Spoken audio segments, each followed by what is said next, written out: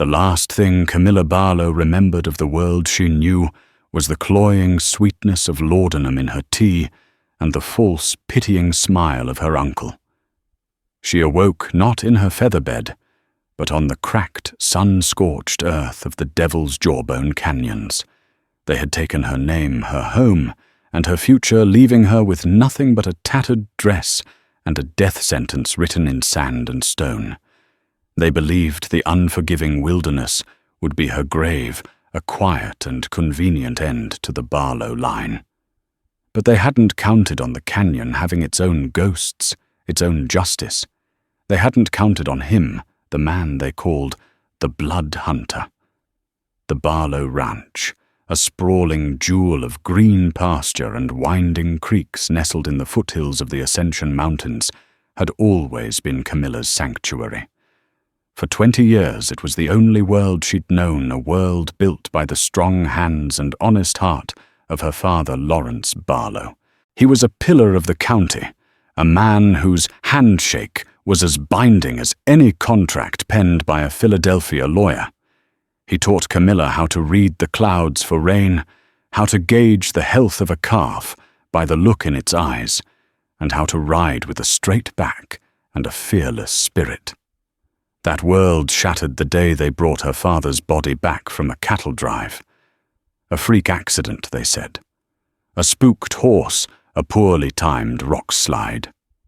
Sheriff Brody, a man whose jowls seemed to perpetually sag with weary authority, clapped his hat to his chest and declared it a tragedy. But Camilla saw the lie in the 2 quick glances between the ranch hands her father had trusted for years. She felt a coldness that had nothing to do with grief. Her step-uncle Bartholomew Bart Corrigan arrived 2 days later, a black-clad vulture descending from the east. He was her late mother's brother, a man Lawrence had spoken of with a quiet, steely dislike. Corrigan was all polished boots, a silver-tipped cane, and eyes that never seemed to blink. He oozed a sympathy that felt like oil on water, patting Camilla's hand while his gaze roamed over the house, the stables, the vast expanse of land, mentally cataloguing and claiming every inch. "My dear girl," he'd cooed his voice, a low, gravelly purr. "You are alone now. But I am here. I will take care of everything. You needn't worry your pretty head about a thing." For a week, Camilla moved through her own home like a ghost, while Corrigan's influence spread like a fever. He dismissed her father's most loyal foreman, a weathered man named Hank, replacing him with a sneering gunslinger called Wes Tanner. Tanner was a man carved from gristle and malice, with a notched ear, and a habit of letting his hand rest on the butt of his Colt. The friendly chatter in the bunkhouse died, replaced by sullen silence.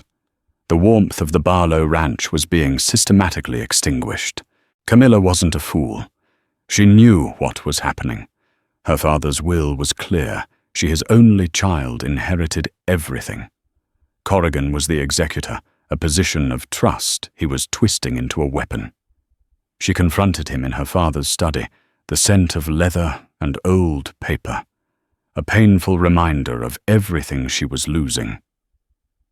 "I want to see the will, Uncle," she said, her voice steadier than she felt. "Sheriff Brody says it needs to be filed with the territorial judge in Prescott." Corrigan smiled, a slow, predatory stretching of his thin lips. "All in due time, Camilla. The paperwork is complex. You're overwrought with grief. Allow me to handle the burdens of this world." He gestured to a teacup on the desk. "Your housekeeper, Mrs. Gable, prepared this for you. Chamomile. To calm your nerves." The betrayal stung more than she could have imagined. Mrs. Gable, a plump, kindly woman who had practically raised her. But as Camilla looked past her uncle, she saw the woman scurrying away down the hall, her face a mask of fear and shame. He had gotten to everyone. Desperate, she took the tea, feigning compliance. She had a plan. A small bag was packed in her armoire. Her father had a dear friend, a judge named Peterson in the next county, if she could just slip out after dark ride hard. But the drug was faster and stronger than she anticipated. The edges of the room began to swim. Corrigan's face distorted his smile, widening into a grotesque leer. The last sound she heard was Wes Tanner's heavy boots on the hardwood floor and her uncle's chillingly calm voice. "No fuss, Tanner. No marks. Take her deep into the devil's jawbone. The coyotes and the sun will do the rest. By the time anyone thinks to look, which they won't, there will be nothing left but bleached bones." The grieving heiress, lost in her sorrow, wandered off to her doom. A true tragedy.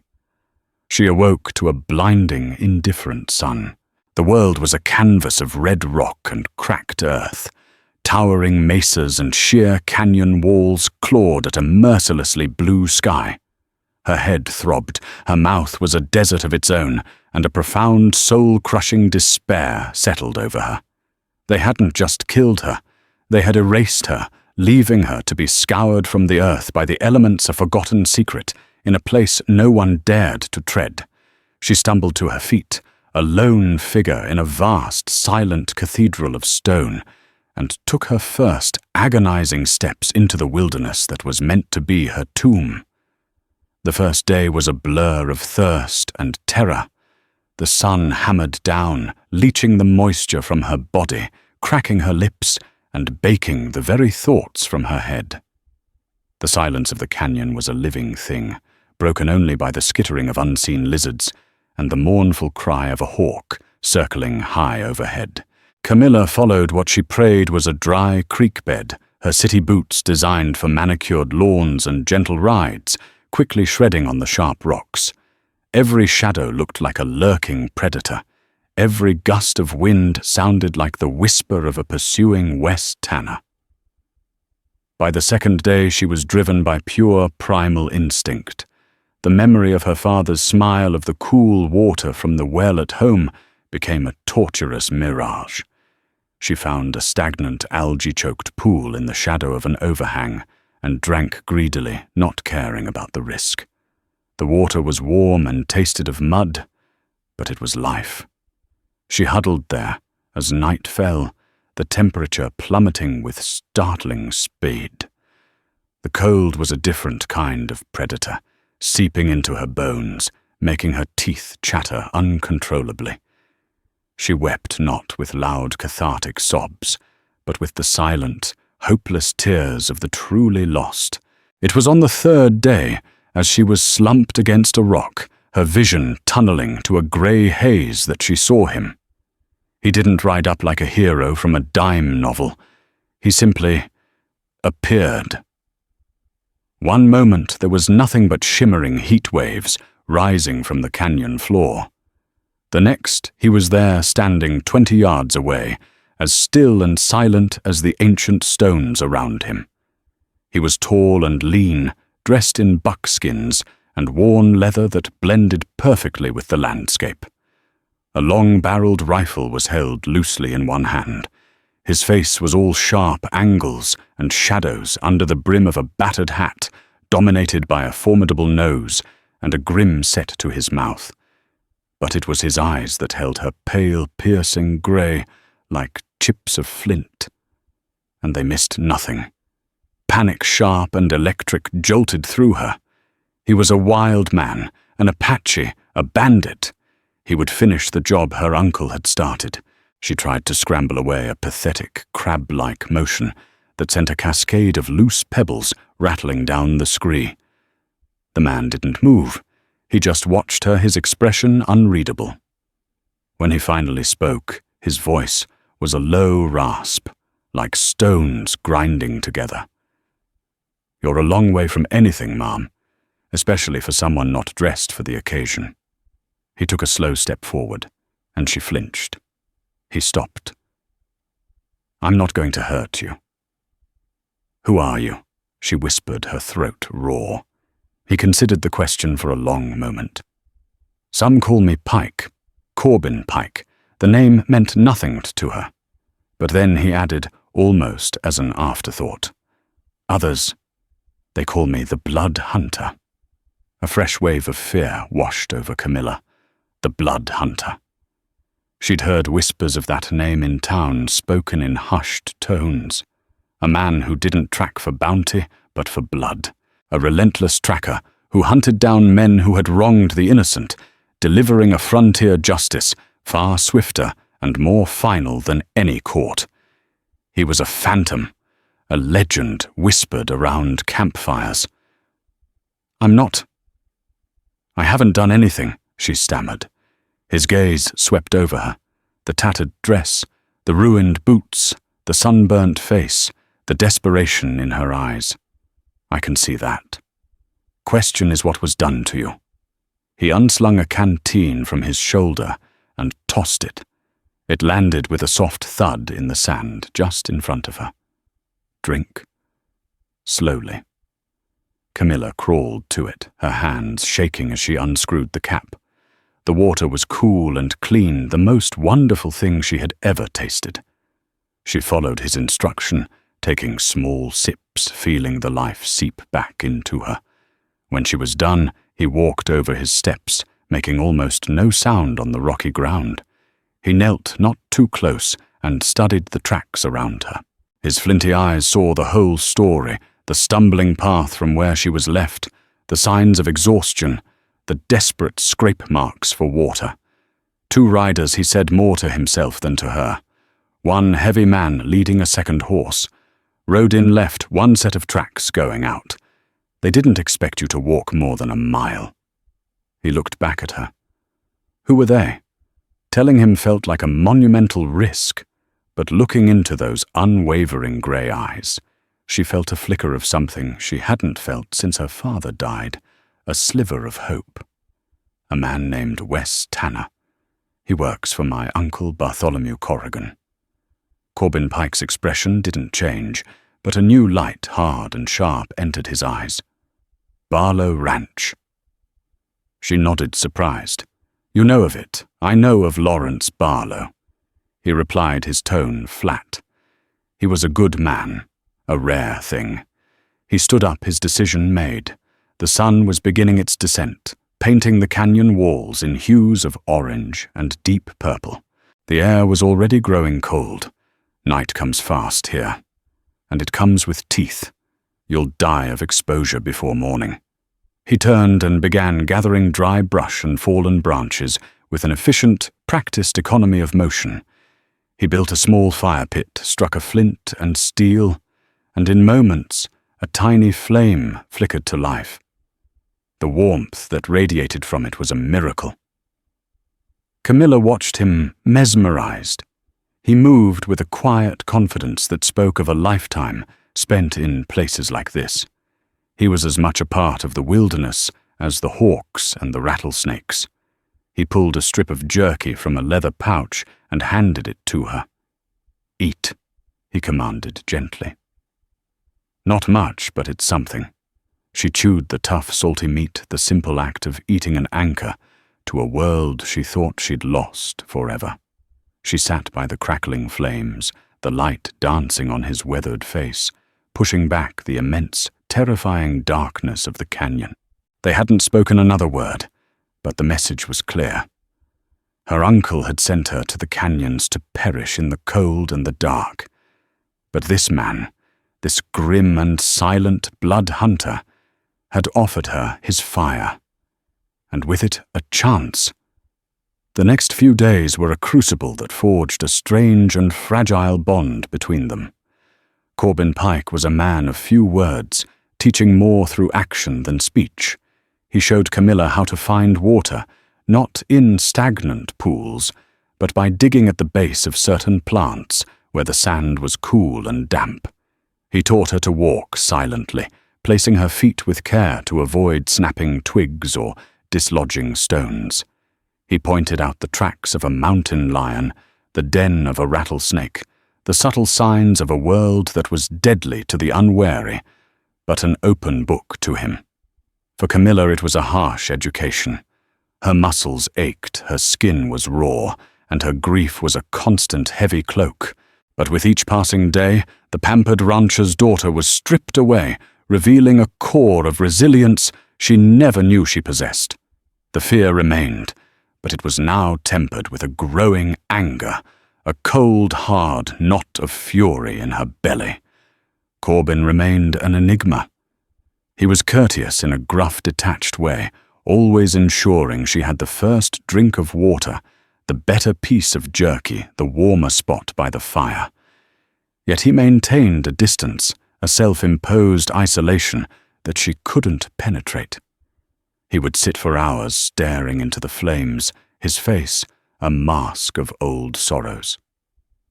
One evening, as they sat by the fire, the stars a brilliant, glittering canopy overhead, she finally found the courage to ask the question that had been burning in her mind. "Why are you called the Blood Hunter?" He didn't look at her. He poked the fire with a stick, sending a shower of sparks into the night. His silence stretched on for so long, she thought he wouldn't answer. "Most bounty men hunt for paper," he said, at last, his voice low. "A piece of paper with a name and a dollar amount. They don't care what the man did. They just want the coin. It's a dirty business that attracts dirty men." He finally turned his flinty gaze on her. "I don't hunt for paper. I hunt for the debt. When a man spills the blood of the innocent, a family on a homestead, a traveler on the road, a daughter left to die in the canyons, he creates a debt. The law is slow. Sometimes it's blind. Sometimes it's bought. The debt remains. I collect." The chilling finality in his tone sent a shiver down her spine. "So you're a vigilante?" "I'm a bookkeeper," he countered without a trace of irony. "Just balancing the ledger." He paused. "I was tracking Wes Tanner long before I found you. He was part of a crew that slaughtered a family of German immigrants down near the border over a rumor of gold. Left the children for the wolves. There's a debt on his soul. Your uncle just added another page to the book." The revelation stunned her. He hadn't stumbled upon her by chance. He had been a predator on the trail of his own prey, and she had been a wounded creature caught in his path. "And my father?" she asked softly. "You said you knew him." A flicker of something, a memory, perhaps even pain, crossed his face. "A long time ago. I was just a boy riding west with my folks. Our wagon broke an axle in a bad spot. We were low on water. My mother was sick. We were done for. Lawrence Barlow found us. He didn't just give us water. He brought us back to his ranch. He fixed our wagon, fed us for a week, and asked for nothing in return. He gave my mother medicine that saved her life. He treated us with a dignity my family had rarely seen. He looked away back into the fire. I never forgot. A debt of kindness is as binding as a debt of blood. When I heard he'd died in a freak accident, and his vulture of a brother-in-law showed up with a hired killer like Tanner on his payroll, the math wasn't hard to do. The pieces clicked into place. This wasn't charity. It was honor. It was the paying of a long-overdue debt to the memory of her father. For the first time, Camilla felt a true connection to this grim, dangerous man. He was bound to her cause by a code she was only just beginning to understand. "So you'll help me?" she asked, her voice thick with emotion. "Help me take back what's mine." "Your uncle and Tanner made this personal on 2 counts now," Corbin said, his voice flat and hard as iron. "We're not just going to take back your ranch, Miss Barlow. We're going to collect the debt. They wanted to erase you. We're going to make sure they're the ones who are remembered for nothing but their sins." He stood and offered her his hand. It was rough and calloused, but strong. As she took it, allowing him to pull her to her feet, the dynamic between them shifted. She was no longer a victim he was rescuing. They were partners. An uneasy alliance born of tragedy and necessity forged in the desolate heart of the canyons. The rancher's daughter and the blood hunter. and together they would walk out of the wilderness and bring a reckoning to the men who had wronged them. Leaving the Devil's Jawbone was like being reborn into a harsher, more complicated world. The stark clarity of survival was replaced by the murky dangers of men. Corbin knew they couldn't simply ride up to the Barlow Ranch. Corrigan would have eyes everywhere, and Sheriff Brody would clap Camilla in irons on some trumped-up charge before she could utter a word of protest. They needed information allies, and a new plan. Corbin led them on a circuitous route, skirting settlements and main roads, until they reached a dusty, forgotten town, clinging to the side of a barren mesa. It was called Redemption, a name so deeply ironic it was almost comical. Redemption was a haven for those who had nothing left to lose and nowhere else to go. Failed prospectors, disgraced lawmen, and women with weary eyes and hard pasts. It was a place where people didn't ask questions. They sold Corbin's spare horse for supplies and a room at the back of a saloon run by a one-eyed man named Finn. The room was little more than a closet with a cot, but it felt like a palace after sleeping on the ground. While Camilla washed away the grime of the canyons in a tin basin, Corbin moved through the town's underbelly like a phantom listening. He returned hours later, his face grim in the flickering lamplight. "It's worse than we thought," he said, sitting on the lone wooden stool. "Corrigan's not just settling in. He's digging in. He's hired on a dozen more gunslingers, men with reputations. He's telling everyone you were heartbroken, unstable, and wandered off into the wilderness. He's playing the part of the grieving uncle perfectly." Camilla's hands clenched into fists. "And Sheriff Brody, he's backing the story. He's officially declared you lost and presumed dead. The paperwork to transfer the entire estate to Corrigan, your sole living relative and legal guardian, is already on its way to the territorial capital." The injustice was a physical blow stealing her breath. "So that's it. He wins, he just has to wait for a signature." "It gets deeper," Corbin continued, leaning forward. He lowered his voice. "I talked to an old prospector, a man named Pete, who's been sniffing around these hills for 40 years. He said your father wasn't just a rancher. He was smart." Years ago, Lawrence Barlow didn't just buy land, he bought water rights, specifically the rights to the entirety of Barlow Creek from its source in the Ascension Mountains all the way down. Camilla frowned. "I know that. It's what makes our land so valuable. We never have to worry about drought. But it's more than that," Corbin insisted. "Old Pete says there's a rumor, a legend almost, that the creek is fed by a massive underground aquifer, a river beneath the earth. Enough water to turn this entire territory green. With the railroad planning to push through south of here, whoever controls that water doesn't just control a ranch. They control the future of the entire region. Towns, rail depots, mining operations. They'd all have to pay tribute to the man who holds the tap." The scale of her uncle's greed was staggering. It wasn't just about the cattle or the house. It was about power, the kind of power that could make kings out of common men. Her father's accident now seemed an absolute certainty of murder. He wasn't killed for his herd. He was killed for his secret. Corrigan must have found out somehow. Camilla breathed, her mind racing.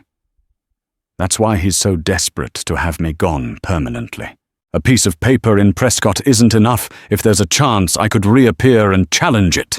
"Exactly," Corbin affirmed. "He needs you dead and buried, not just missing, which means he'll still be looking. He won't be satisfied until he has your body." A cold dread washed over her. They weren't safe, not even in a forgotten place like Redemption.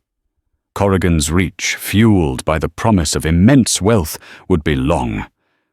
Their conversation was cut short by a commotion in the saloon. Below a loud crash, a man's angry shout.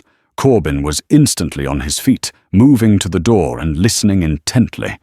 "It's Tanner," he whispered, his body going tense. "I'd know that braying voice anywhere." Camilla's blood ran cold. They had been found. Corbin cracked the door just enough to see down the rickety stairs into the main room. Wes Tanner stood over a terrified-looking farmer, his face contorted in a sneer.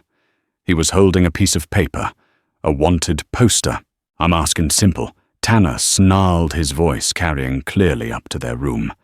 "A girl. Young dark hair, looks like a drowned rat by now. Seen her. There's a $50 reward from her concerned uncle." Finn, the one-eyed bartender, slowly wiped the counter. "Ain't seen nobody like that, Wes. Town's been quiet." Tanner slammed his fist on the bar. "Don't lie to me. We tracked a horse, shod with a Barlow brand, to this dung heap of a town. Someone here knows something." Corbin eased the door shut, his eyes meeting Camilla's. The hunter had just become the hunted. Their time for planning was over. Corrigan wasn't just waiting for the law to be on his side. He was actively hunting her, sending his wolf to sniff her out. They were trapped in a town full of people who would sell their own grandmother for a fraction of that reward money. Redemption, it turned out, was just another dead end. The back window of their room overlooked a narrow, filth-strewn alley. It was their only way out. "Go," Corbin commanded, in a low, urgent whisper.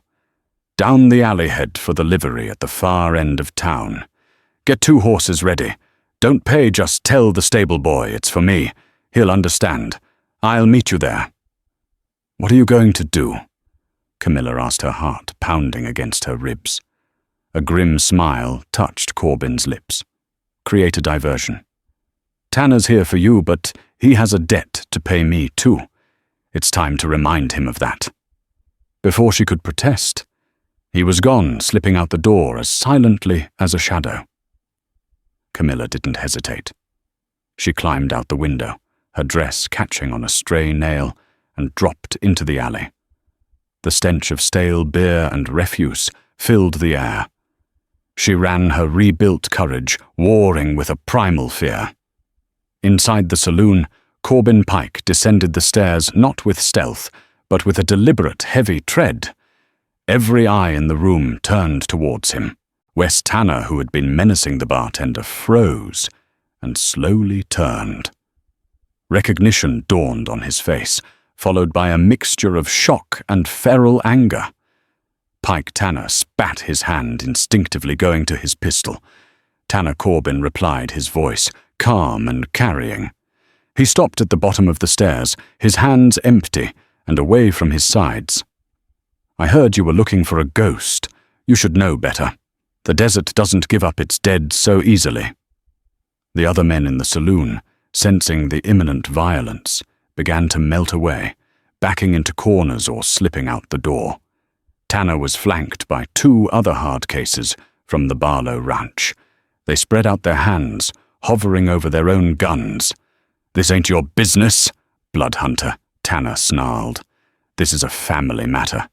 "It became my business when you left a woman to die," Corbin said, his grey eyes locking onto Tanner's. "It was already my business after what you did to the Schneiders at the border." The mention of the name made Tanner flinch. A flicker of fear crossed his face before it was replaced by bravado. "You've been following me. You got a death wish, old man. I'm not the one who needs to worry, Corbin," said his gaze unwavering. With a sudden explosive movement, he kicked over a heavy wooden table, sending it crashing into Tanner's men. In the same motion, he drew his Colt peacemaker. The saloon erupted in a cacophony of gunfire and splintering wood. Camilla heard the shots as she reached the livery. Her blood ran cold, but she trusted Corbin. She found a terrified stable boy and gave him the message. The boy's eyes widened at the name Pike, and he immediately began saddling 2 wiry mustangs without a word. The gunfight was short and brutal. Corbin used the chaos he'd created, moving through the smoke-filled room with deadly grace. Tanner's men were thugs, not gunfighters. One went down with a shot to the leg. The other, seeing his partner fall, lost his nerve and dove out a window. Tanner, however, was made of meaner stuff. He fired back his shots, wild but dangerous, chewing up the bar next to Corbin's head. Corbin returned fire, his aim precise. A bullet tore through Tanner's shoulder, spinning him around with a cry of pain. His gun clattered to the floor. Corbin advanced on him. The hammer of his Colt cocked back with an audible click. He stood over the wounded man, his face a cold mask of judgment. The debt, Corbin said, his voice a low growl. "It's time to pay." Tanner stared up at him, his face pale with fear and pain. "Don't. Please." But Corbin didn't shoot. He looked at the fear in Tanner's eyes, then at the saloon door, knowing Camilla was waiting. Killing him now would bring the whole county down on them. He needed Tanner alive as a message. "Tell Corrigan," Corbin said, his voice like ice. "Tell him Camilla Barlow is under my protection. Tell him I'm coming for him. And tell him the ghosts of the Schneider family are coming with me." He backed away, holstered his pistol, and vanished out the back door before anyone could react. He met Camilla at the livery, just as she was leading the horses out. Without a word, they mounted up and rode out of Redemption, not into the open plains, but back towards the unforgiving, rocky Badlands. They rode hard for hours, pushing their mounts, knowing Tanner would be right behind them with a posse as soon as he could staunch the bleeding. They were no longer just fugitives. They were targets. Corrigan would spare no expense. They made camp in a hidden arroyo, their fire small and smokeless. Corbin was tending to the horses when Camilla approached him. "You let him live," she said. It wasn't an accusation, but a statement of confusion. "A dead man can't carry a message," Corbin replied, not looking at her. "And a wounded man is slower. He'll think we're running scared, trying to lose him in the wilderness. He'll be confident, and a confident man makes mistakes." He looked up at the moonlit cliffs surrounding them. "He thinks he's the hunter now. But this is my world. He's not chasing us into a trap. He's chasing us home." Camilla understood. Corbin had turned the tables. He was leading their pursuers into his own territory, a labyrinth of rock and shadow, where he was the master. The fear that had gripped her in Redemption began to subside, replaced once again by that cold, determined anger. The chase was on, but the odds, she realized, had just shifted dramatically in their favor. For 3 days they played a deadly game of cat and mouse through the Badlands. Corbin was a master of evasion. He led them through narrow slot canyons, where their tracks would be washed away by the slightest breeze, across vast tables of flat rock that left no prints, and up scree slopes where he would trigger small rock falls to cover their path. He was teaching Camilla how to survive, but also how to fight a war without firing a shot. On the 3rd night, huddled under a rock overhang, as a cold rain slicked the stones around them, Camilla felt a new kind of despair creep in. They were alive, but they were no closer to justice. "We can't run forever. Corbin," she whispered, her voice barely audible over the patter of the rain. "What's our proof? It's my word against a respected man who has the sheriff in his pocket. They'll call me a hysterical, grief-stricken girl." Corbin stared into the darkness, his brow furrowed in thought. "There's always proof. People like Corrigan, they're arrogant. They leave threads.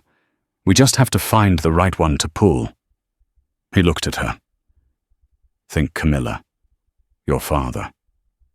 Did he keep a secret ledger? A hidden safe? Did he ever give you anything? Something to keep safe, something that seemed unusual." Camilla racked her brain, sifting through memories clouded by grief. She thought of his study, his desk, his books. Nothing. Then a memory surfaced, small and seemingly insignificant. It was from her 18th birthday just 2 years ago. Her father had given her a present. It wasn't the beautiful new saddle she'd been expecting. It was a locket.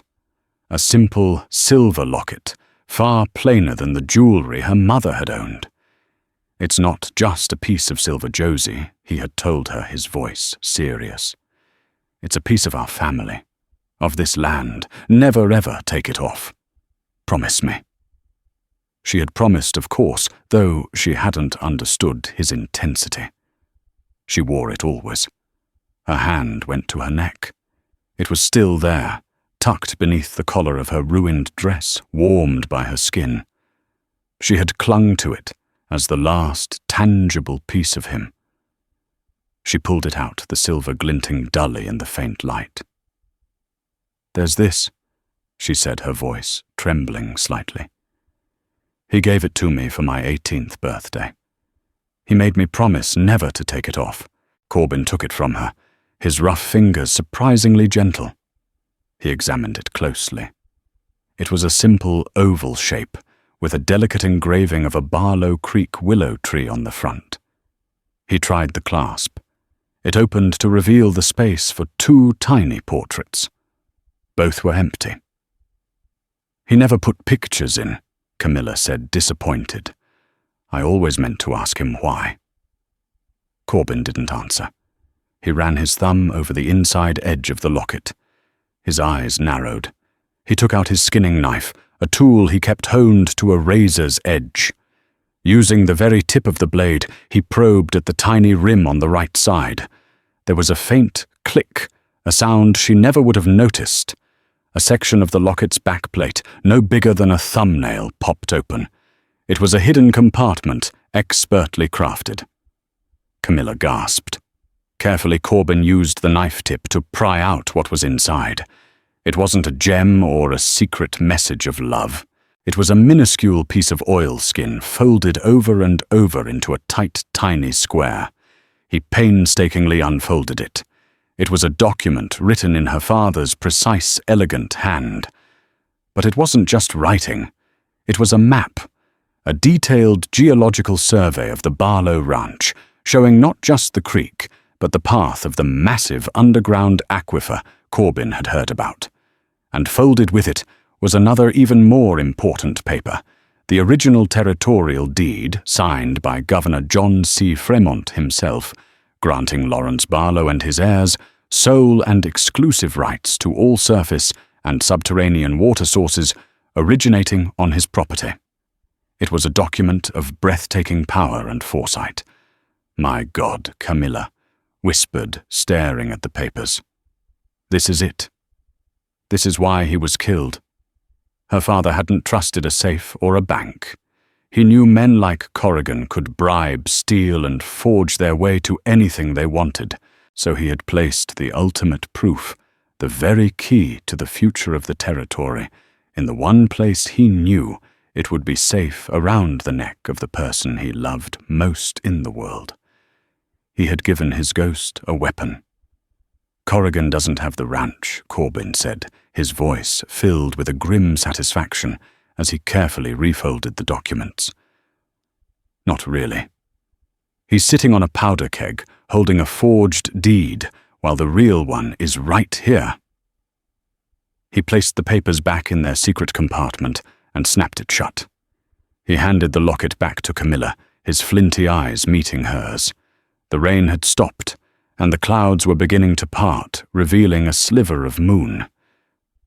"Now we stop running," Corbin said. "Now we go on the offensive. We're not going to ride into town and wave this in the sheriff's face. We're going to use it. We're going to set a trap, and your uncle is going to walk right into it." The tide had turned. They had the proof. They had the truth. Now all they needed was the reckoning. The plan was audacious, a desperate gambit born from the fusion of 2 disparate worlds, Corbin's brutal knowledge of ambush and warfare, and Camilla's intimate lifelong love for her own land. They would not confront Bartholomew Corrigan in the corrupt town, or at the fortified ranch house he now desecrated with his presence. They would draw the serpent from his hole, luring him to the very heart of his greed, the sacred source of Barlow Creek, high in the rocky canyons where the river sprang cool and clear from the earth's hidden veins. Corbin found their messenger, in a boy from a hard-scrabble homestead, his eyes wide, with a mixture of fear and awe at the sight of the legendary blood hunter. For a single silver dollar a fortune to the boy, he agreed to deliver a simple, unsigned note to Sheriff Brody's office. The paper was coarse, the charcoal letters stark. It contained only 6 words: Barlow Creek source. Midnight. The deed. Brody is your uncle's dog, but a cowardly one, Corbin explained, as they watched the boy and his mule disappear into the twilight. His voice was a low rumble, blending with the evening sounds of the high country. He won't have the stomach for a midnight ride into the canyons. He'll run straight to Corrigan. And your uncle? He's too arrogant, too greedy to let anyone else handle this. The chance to get his hands on that original deed, the one thing that can expose his entire scheme, will be a siren's song. He won't send the sheriff. He'll come himself with every gun he has. He'll want to be the one to put you in the ground. That night, under the cold, watchful eyes of a slivered moon, they prepared their stage. Camilla guided Corbin through the familiar darkness to a specific choke point in the canyon, a place her father had called the Widow's Pinch. It was a natural bottleneck where sheer, weeping rock walls narrowed the trail to the width of a single wagon. Decades ago, her father, in his infinite foresight, had built a small but sturdy dam just above it, creating a deep reservoir to see them through the driest seasons. The mechanism to open the floodgate was a great iron wheel, rusted from years of disuse, but its workings were as familiar to Camilla as the lines on her own hands. The work was grueling a race against the coming dark. Corbin, moving with the silent agility of a cougar, scaled the cliff face overlooking the trail. Using his heavy skinning knife and a length of rope, he meticulously chipped away at the shale and sandstone supporting a wide, precarious rock ledge. He worked not to bring it down, but to weaken it, leaving it balanced on a knife's edge, awaiting a final decisive tug. Below, Camilla wrestled with the dam's release wheel. The wrench taken from a line shack her father had built felt heavy and alien in her hands. Each turn of the rusted nuts sent a screeching protest into the night, a sound that grated on her nerves. This dam was a symbol of her father's care, a tool of life and prosperity. Now she was turning it into a weapon. The irony was a bitter taste in her mouth, but it was overshadowed by a cold, righteous fury.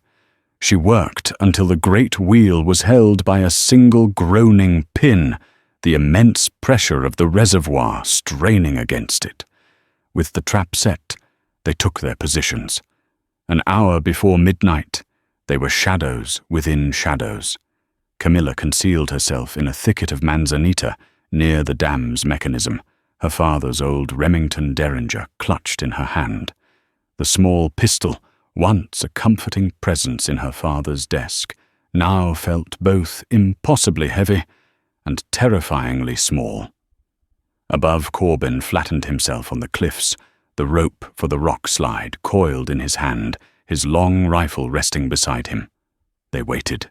The canyon fell silent, a profound stillness that amplified every sound, the frantic beating of Camilla's own heart, the whisper of the wind through the pines, the distant cry of a coyote.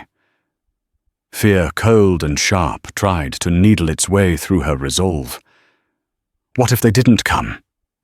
What if the plan failed? She looked up toward Corbin's position.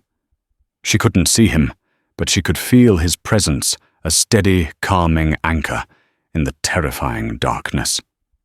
He was her ally, her protector, but she knew this final act had to be hers. Her land, her name, her justice. Then a new sound drifted on the wind, the faint, rhythmic jingle of harnesses and the clatter of a shod hoof on stone. It grew steadily louder, a menacing approach that seemed to suck the very air from the canyon. Soon they appeared a procession of dark figures on horseback, their forms stark against the moonlit trail. At the head of the column rode Bart Corrigan, his posture rigid with self-importance, and beside him Wes Tanner, his arm in a sling, his face a mask of sullen hatred.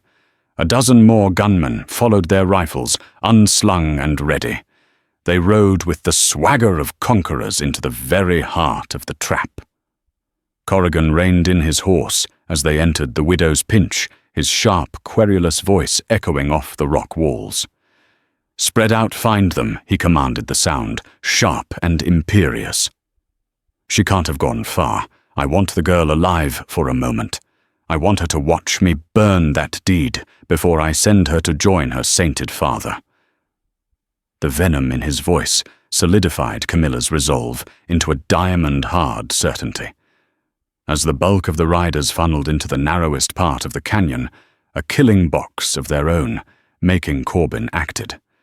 With a single powerful heave, he pulled the rope. The sound was a deep, guttural groan from the mountain itself. The weakened ledge held for a heart-stopping second before giving way with a deafening crack.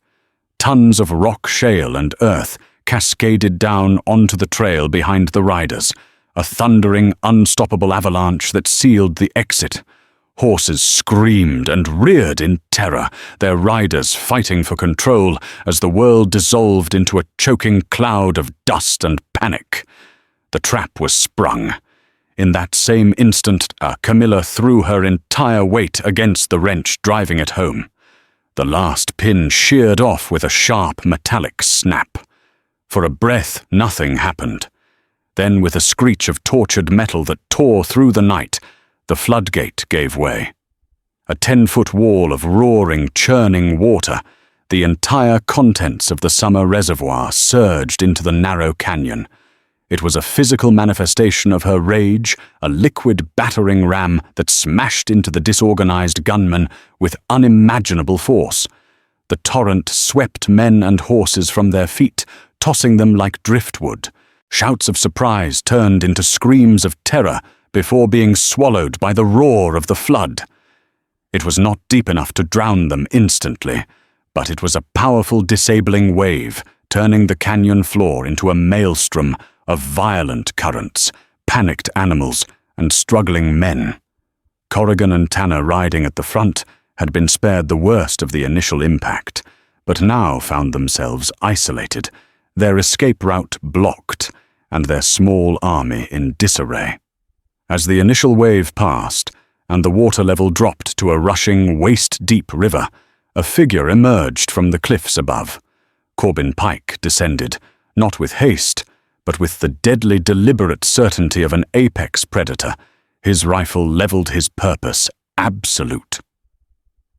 Tanner saw him first. Rage and desperation warred on his face. Ignoring the pain in his wounded shoulder, he fumbled for his pistol with his good hand, a last defiant act of violence. But before he could bring the gun to bear, a different shot rang out, a sharp, flat crack that was distinct from the heavy boom of a rifle. Camilla stood on the bank, smoke curling from the barrel of the Remington Derringer, clutched in her two steady hands. She had aimed for his arm not to kill, but to end the threat. The bullet struck true. Tanner's pistol flew from his grasp as he cried out, clutching a shattered wrist. He crumpled to his knees in the rushing water, defeated. Corbin never slowed.